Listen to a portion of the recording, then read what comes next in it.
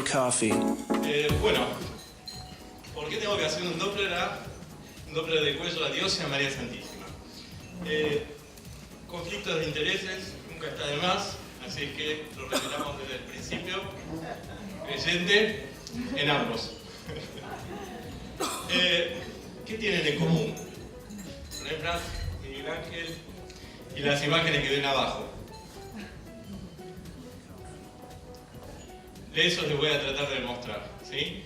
Realmente creo que cuando estamos hablando de la posibilidad de evaluar mediante tecnologías no invasivas de bajo costo a una población que les voy a tratar de demostrar cuál es la población, realmente vamos a tener y vamos a ver beneficios porque estamos llegando antes, es decir, ¿antes de qué? Antes de 19 millones de muertes anuales por enfermedad coronaria, incapacidad física y costos. Entonces, estamos hablando acá no de la aplicación por ahí de imágenes a diagnóstico de enfermedad, sino en la etapa preclínica, pero también vamos a tener el agregado y la satisfacción de poder encontrar en muchos pacientes impacto de enfermedad clínica.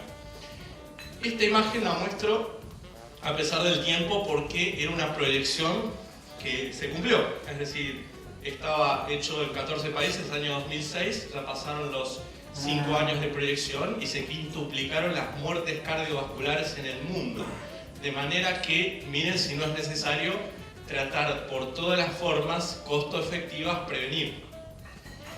Y esto es para recordarles qué es la detección de enfermedad subclínica aterosclerótica, un concepto introducido por Debrot y Anderman, en el cual hablaban sencillamente de tratar de encontrar la enfermedad antes que la misma aparezca, es decir, mediante signos o evidencias que nos puedan llevar a tomar medidas de prevención.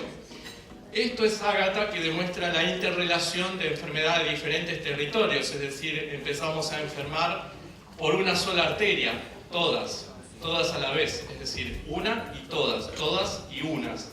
Es decir, un concepto a entender y a comprender la interrelación de enfermedad y del impacto de la aterotrombosis en diferentes territorios. Y esto no es más que publicaciones y algunas evidencias más de cuánto severo y cuánto impacto tenemos en un territorio cuando el otro territorio también está enfermo y el otro territorio también está enfermo. O sea, de alguna forma todas las arterias están hablando del impacto de la enfermedad.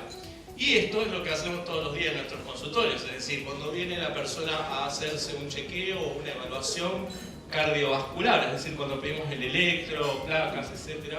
Hacemos esto, estamos tratando de ver el riesgo cardiovascular y saber qué tiene nuestro paciente. Y esto es lo que usamos habitualmente, es decir, usamos diferentes tipos de score, o sea, estamos tratando de encajar de alguna manera la historia, los antecedentes de nuestros pacientes, los hábitos, los factores de riesgo, etc. en algunos de estos scores. Y la pregunta es a veces si es suficiente, luego que pedimos un laboratorio, el electrocardiograma.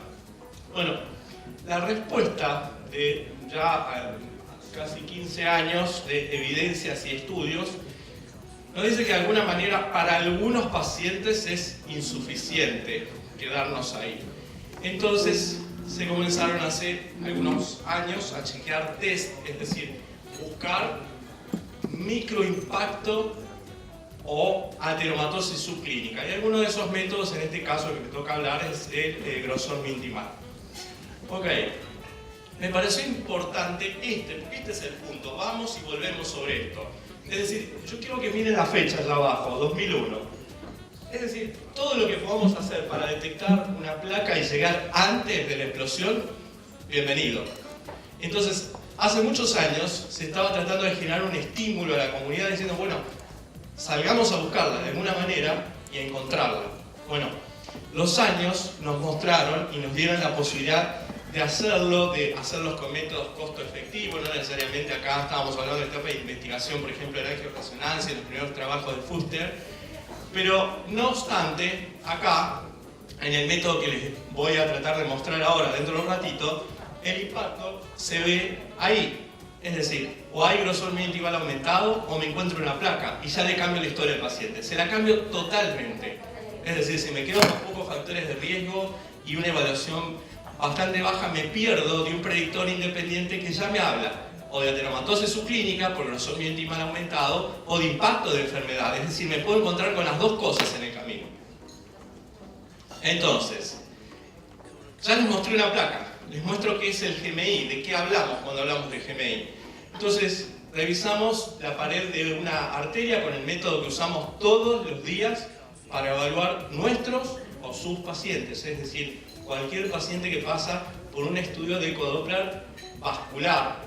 Es decir, lo que miramos básicamente con un ultrasonido bidimensional son las paredes. Las mismas paredes que miramos en el corazón, en cualquier lugar. Y lo que tratamos de medir acá, ya sea con usos de software, a veces cuando podemos tenerlos, o con las mediciones manuales, bien gatilladas por el electrocardiograma, es cuánto mide el espesor de la pared. Cuánto mide el espesor del amio íntimo, y sabemos que por población tenemos diferentes espesores, es decir, y de eso tratamos de discernir si es normal o es anormal. Es decir, con un corte en milímetro podemos discernir si es normal o no.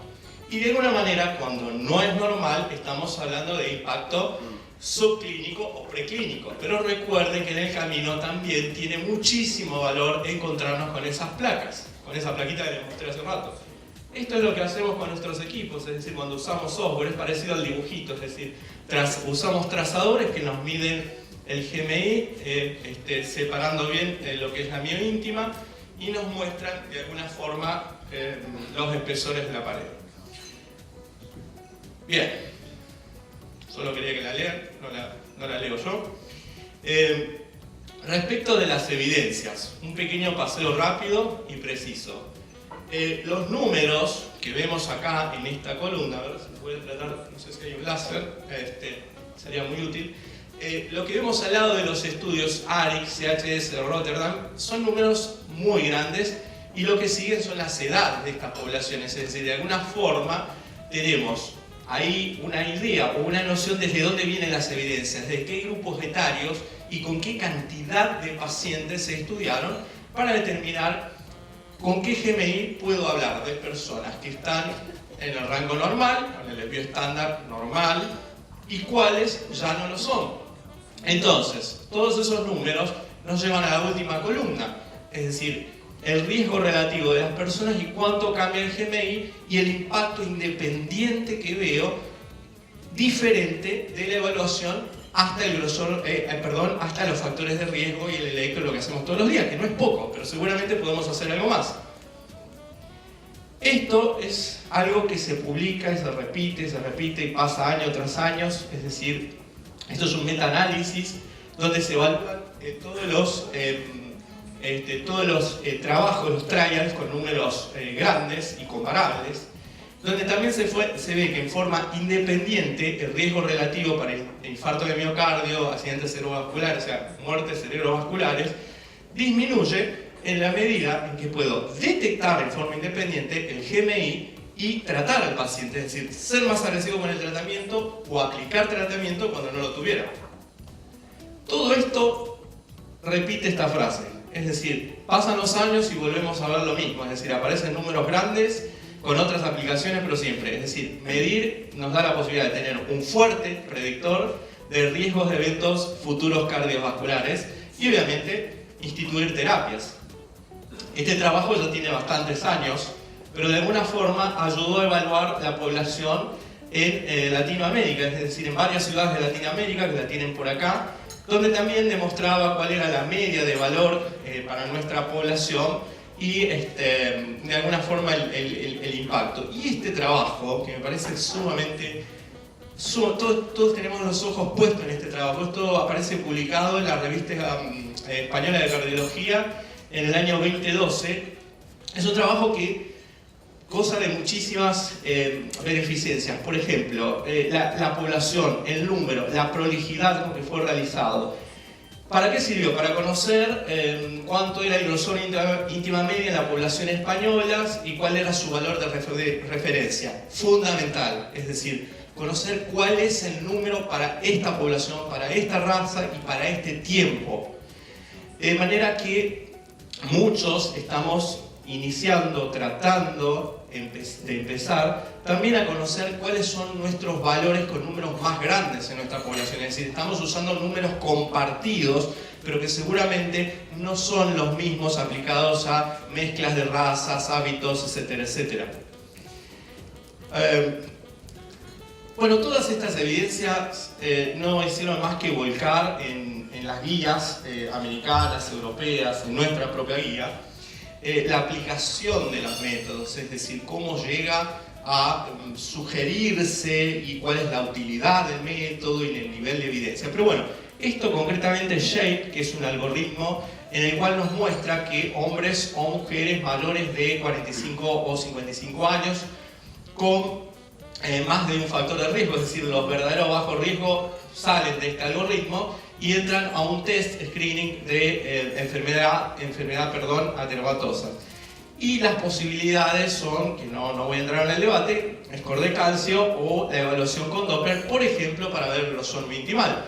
En este árbol ustedes tienen el grosor intimal aumentado, el grosor intimal y presencia de placa, con grados mayor de estenosis. Y yo les pido que observen acá, porque todos estos pacientes venían de alguna forma con un riesgo de acá, leve a moderado, pero cuando pasan por los test de imágenes, evidentemente al sumar esto, está hablando de que esos pacientes evaluados hasta acá, es decir, sin los métodos de imágenes, podrían ser subtratados o subestudiados posteriormente, pero son moderado riesgo o alto riesgo, verdadero alto riesgo, y fíjense cómo algunos llegan hasta otros test como cinecoronariografía, test de esfuerzo, etcétera, etcétera. Es decir, son algunas de las utilidades y las aplicaciones. Como les decía, se siguió publicando y se sigue. Yo creo que lo útil por ahí de las próximas placas es cuál es la correlación, el coeficiente de correlación, que es la gran pregunta que surge. Acá hay muchas personas que hacen imágenes y dicen, bueno, ¿cuántas veces haciéndolo vos, el mismo paciente, u otro operador, el mismo paciente, vas a repetir y medir exactamente lo que tenés que medir y no vas a cometer errores? Entonces, esos trabajos, por ejemplo en el trabajo español se ve un coeficiente de correlación de 0,86 que es muy alto, y en otros trabajos se sigue viendo siempre coeficientes de correlación altísimos, con lo cual no deja demasiadas dudas de la utilidad del método y la aplicación del mismo. ¿Qué tenemos de nivel de evidencia, de aplicación a nuestros pacientes? Bueno, yo siempre trato de pensar o de reflexionar acerca de cuántos métodos conocemos con niveles de evidencia. Clase 1 y A. ¿Cuántos? Tenemos que pensar un poquito, ¿no? Bueno, acá tenemos uno, se los presento. Es decir, tenemos las posibilidades de algunos métodos conocidos y dentro del no invasivo la evaluación de la pared arterial carótido femoral. Esto, como lo digo algunas veces, está reimpreso porque proviene todo de la misma evidencia, es decir, en guías europeas o americanas, es decir, no hay demasiadas dudas de la utilidad del método. Entonces, con evidencias, vamos a cerrar esta charla diciendo que la evaluación por Doppler de las paredes arteriales nos permite detectar tanto lo preclínico como lo clínico, es decir, cuando nos encontramos con placas, y realmente tenemos niveles de evidencias que hacen indiscutible la utilidad del mismo. Muchas gracias.